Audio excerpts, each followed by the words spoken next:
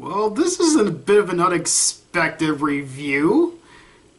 Hey everyone, I'm SoranotRoxas, and this is Noah.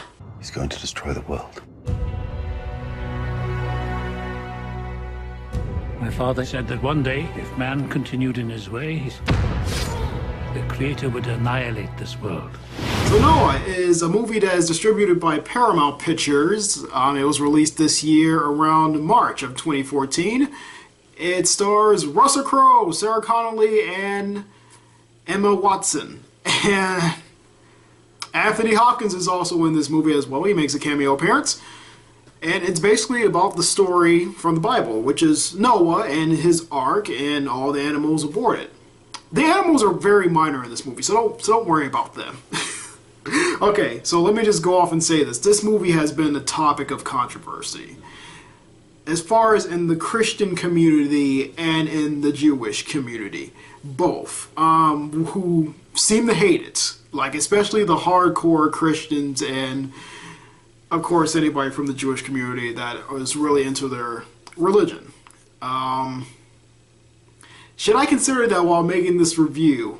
No, because I'm basically considering my opinions. This is just me critiquing it as myself, so I try not to put too much religious stuff in there, but it's kind of hard when you have a movie that's based off of a story that's in the Holy Bible. So yeah, I guess it would be right to address it. I just thought I just need to address it, and I can see why. I can kind of see why the hardcore Christians and whatnot, you can put me in the category of the Christians. I wouldn't say I like to the point where I try not to let it get into the way, don't let too much get into the way of it being a movie, but you also have to consider that, especially, you know, if you're being a Christian or whatever religion you are, you know, you got to consider that, you know, this is a story from the Bible. Like, this is an adaptation. Let's say this is a book adaptation. You know, this is a story that's being taken from a book and is being made into a movie, regardless of what that is. And as an adaptation from a book, it's missing a lot. And it adds on its own things. And if you don't know the story of Noah, Noah is given vision from God. Actually, God is supposed to speak to him, but in this movie, that's gone. He gets a vision from God to show him that I'm going to flood the world for 40 days and 40 nights, which is the critical part that they don't mention. They don't mention how long they stay in this ark. We just assume that they stay in it for 5 days. You know, it could be 5 days, 5 years, we don't know. Possibly over 9 months, because one of Noah's sons' wife gets pregnant, or girlfriend or something. I don't think they ever get married. She gets pregnant and she has the kid while still on the ark. I'm pretty sure it takes 9 months, guys, in order for a woman to have a baby. No, she has babies, twins, actually. I'm not giving anything away. This is like, this is later on in the movie, but it's you'll see what I mean if you actually watch this.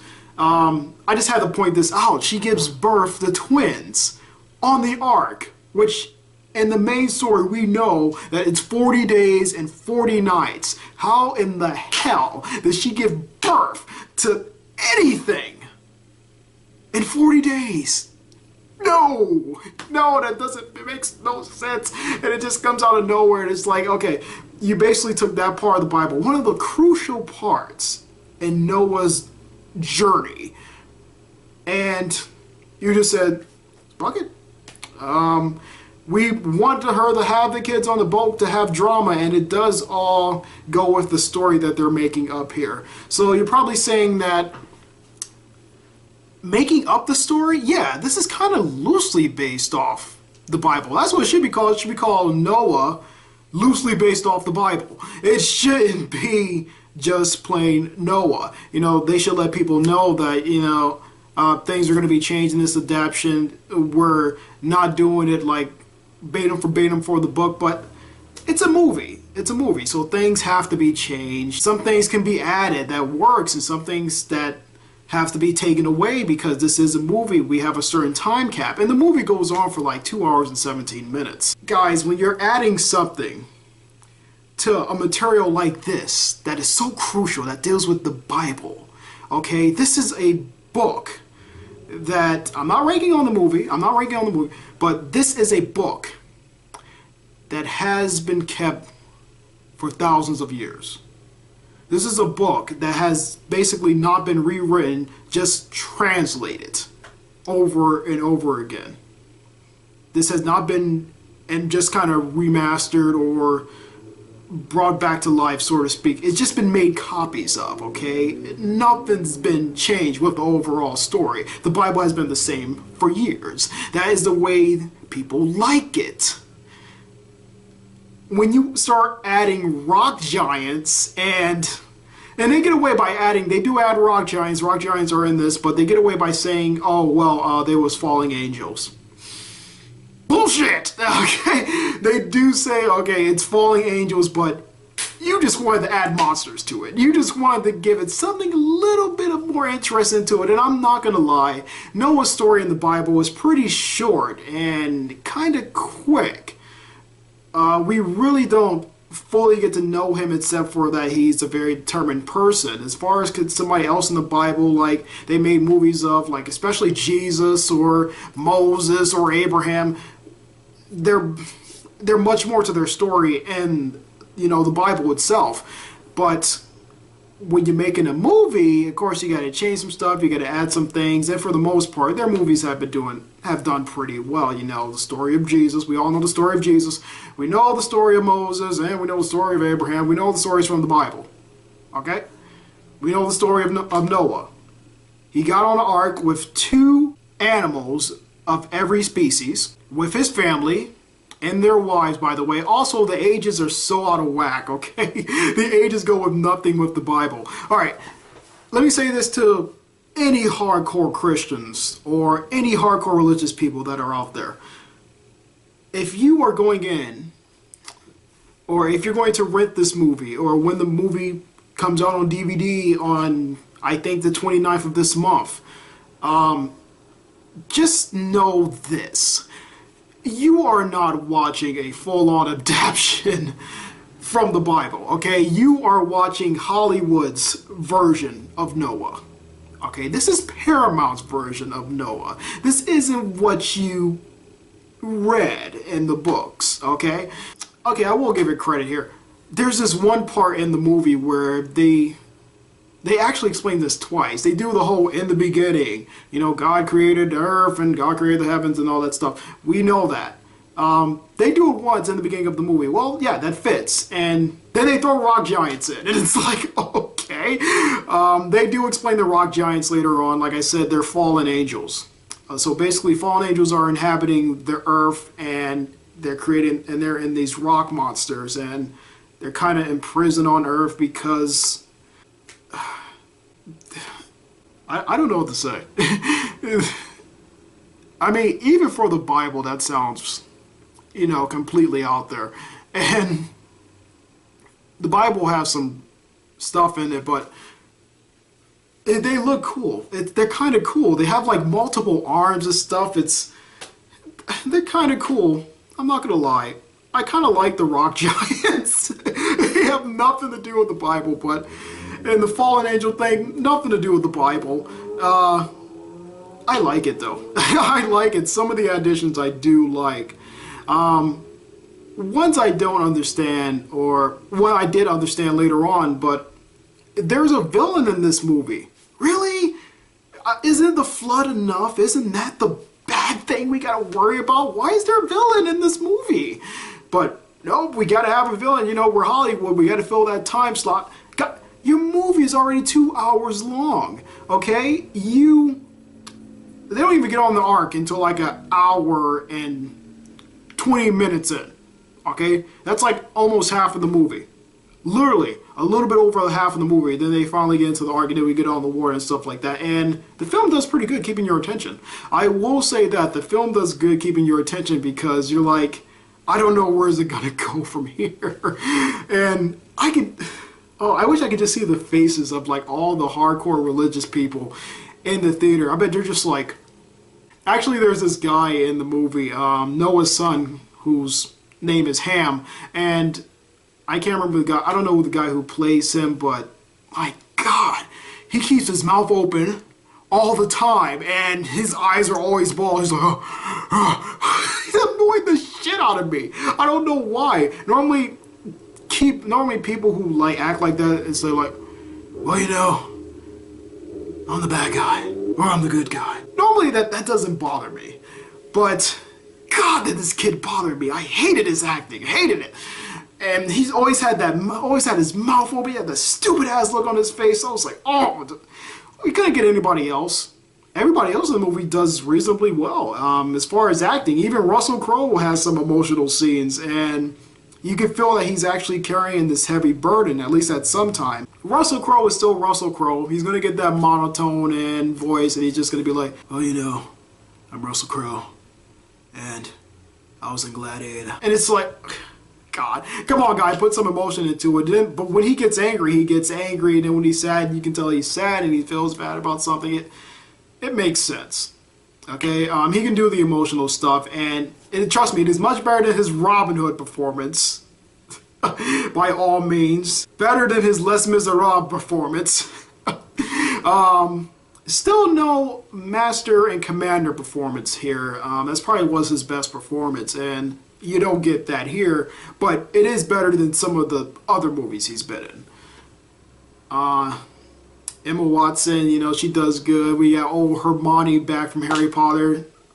She's actually one of the wives. She's actually is the wife that gives birth to the kids, and I can tell she never did a scene like this before because her screaming just seems like so unrealistic. It's like, it seems like you should be in agony a little bit more. It's just like, okay, it's over. What? Oh, besides that, you know, everybody does reasonably well. As far as the visuals in there, the animals are all done with CGI. Some of them look really fake from far away. Then, for some reason, up close, they look real. It's like, really? The closer you get to the CGI, the better it is. But the farther away it is, you're going to like tell, whoa, this shit's fake, you know? But, yeah, as far as the up-close shots, they look pretty good. Animals are kind of barely in it. We just see them glimpse, like, going inside of the ark, and then, like, they magically are out at the end. We know Noah finds land. I'm not giving anything away. This is in the Bible. It generally does follow the Bible, but like I said, it throws its own stuff in, like the rock monsters. We got the villain who's on this, like, vengeance thing. It just wants to be evil because we're evil. You know, the Bible says that we're evil, so we're evil. You know, so let me be evil. There's this part I really like in the movie, actually, where Noah tells a story about in the beginning. And I do this because they already said in the beginning. And so this is like in the beginning again within the movie. Like, this is already like an hour and 40-some minutes in, and they're doing like in the beginning again. I'm like, what? Well, it's like an hour and 30 minutes in, and they're replaying the beginning again. But it's done better here. And no rock monsters shown. It starts off with, of course, the universe and everything, and the earth is being formed, and you see fire and brimstone, and then you see the water, and then you see the water come up, and then you see the mountains rise up and the trees and everything. This looks really beautiful. Then it goes underwater, and you see the fish, and then it goes into evolution. I'm dead serious. Evolution in the Bible. And it goes, you know, the fish goes on land, and then the fish evolves into this creature, into that creature. And mention of dinosaurs. They don't say dinosaurs per se. They just say strange creatures or big creatures or something like that. But it turns into like one of the little dinosaurs, and it's like that, and it keeps evolving. Then it turns to like this monkey thing, this hybrid, our armadillo monkey, and then it turns into like the real monkey. And then he's swinging around, and it turns into the ape, and he's like swinging around.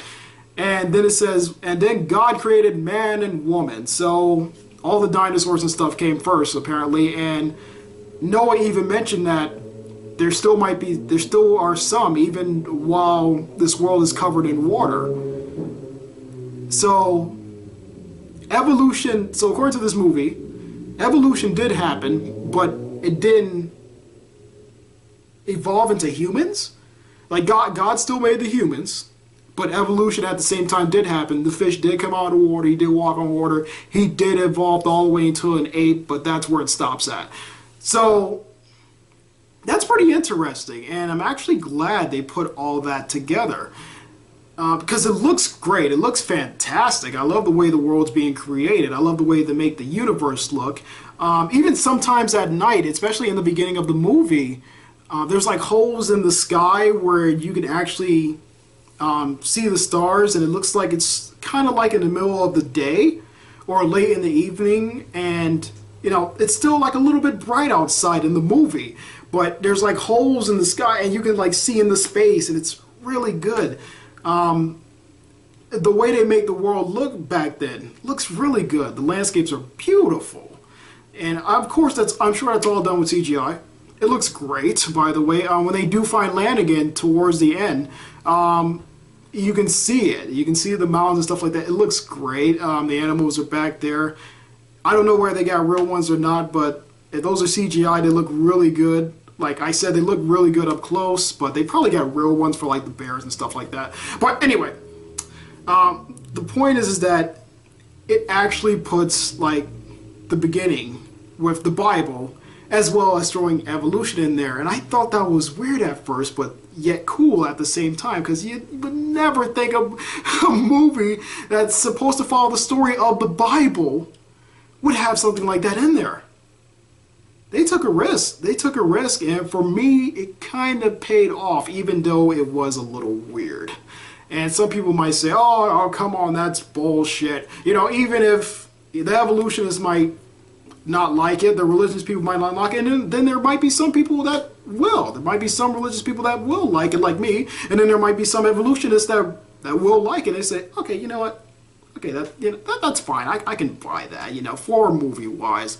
And, you know, it feels so controversial talking about this, but I kind of like it. Yeah, I kind of like the movie. Like I said, it doesn't follow the Bible to the T. If you're looking for that, you're going to be disappointed. I was kind of going in thinking that it was going to be like that, but I was like, how are they going to make this a movie? I saw critics. I heard that critics were generally positive about the movie, and I was like, oh, I wonder what people think. They don't like it so much, at least not as much as critics really do. And I like the movie, but I was just wondering, how is they going to do this? A story about Noah, which is actually one of my least favorite stories in the entire Bible, to be honest. One, it's the most noticeable, but it's not particularly my favorite. My favorite is, of course, the story of Jesus and Moses, who has literally probably the best story out of all of them. And, you know, of course, I like Abraham and stuff like that, and other people that's within the Bible. If you haven't read the Bible, you don't know what I'm talking about. But as far as this movie goes, yeah, it's Hollywoodicized. Okay, this is Hollywood magic, so to speak. This is not being a straight book adaptation. And I guess some people would just say, oh, it's just another bad book adaptation. But I like to think that it's not so bad because, okay, yeah, as a book adaptation, I would say as a person who read the books, who read the Bible, you know, and saw the movie, yeah, it's not really that good of an adaptation, guys. It's just, some things might feel like it's an insult to you. As a critic looking at it, just like as a movie on its own, I think it's pretty good. I think it's pretty okay. I think some people might enjoy it a lot. It's a nice little film that actually puts a twist on the Noah story, which keeps you entertained. There's a lot of things that's really changed, and you start to notice them. You definitely notice them at the beginning. The whole beginning, it's not even in the Bible at all. besides, getting the message from God, and it was done way differently, and it was done differently in the Bible than it was done in the movie, way differently. But it works. I don't want to say like it doesn't work. It works. But I had a little fun with this. I had a little fun with this movie, and I enjoyed it. But I went back to the book, and I went back to the Bible, and I was like, okay, you know what? That's not in the Bible. That's not in the Bible. And then about an hour and 40 minutes through, I was like, okay, you know what? It doesn't matter. It doesn't matter. This movie's obviously doing its own stick. It's just using the characters from the Bible. Okay, it's just treating it like every other book, and I guess that's fine. Religious buffs, you're not gonna like it. I'm just gonna come out and say this. Normally I don't say this, but you're not gonna like it. You're gonna hate it. Especially if you're a hardcore religion. You love it. You read the Bible every night. You know it inside and out. Priest or something like that. You're probably not gonna like this. Christians that are more open-minded to stuff like that, it's kind of like me. I enjoyed it, but there is some elements that I don't like, and just plain don't work for me as far as like a religious person. But as a critic and a moviegoer, it's fine. It's fine. I thought it was pretty good. I was going to give it a 2.5 out of 4 stars, but I'm going to knock it up to 3 because the story was unexpected. I didn't know where it was going to go.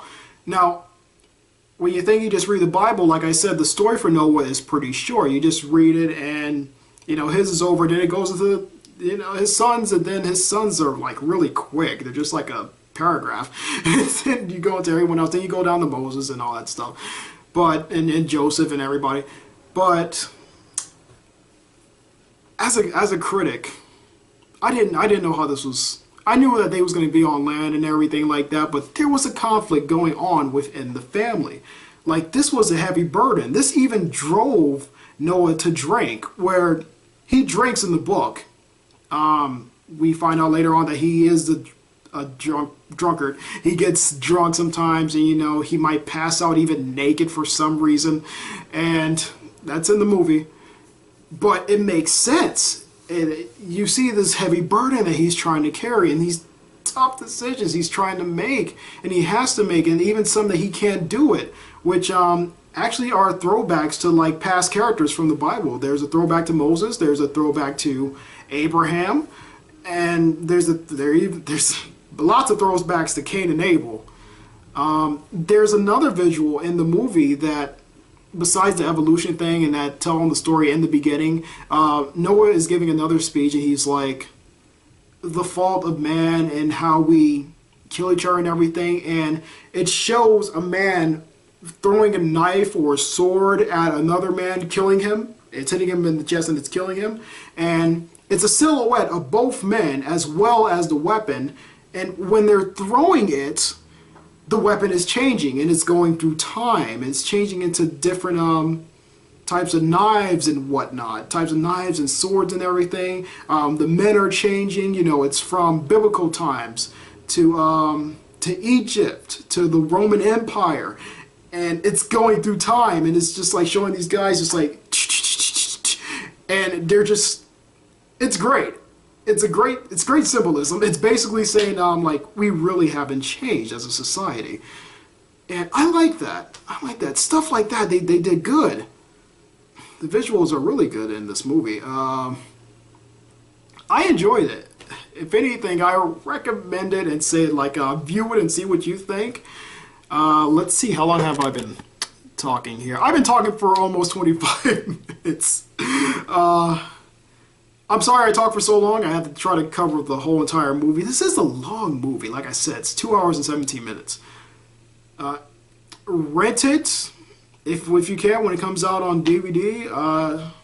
If you could find a friend that has it or something like that, watch it and make up your own mind about it.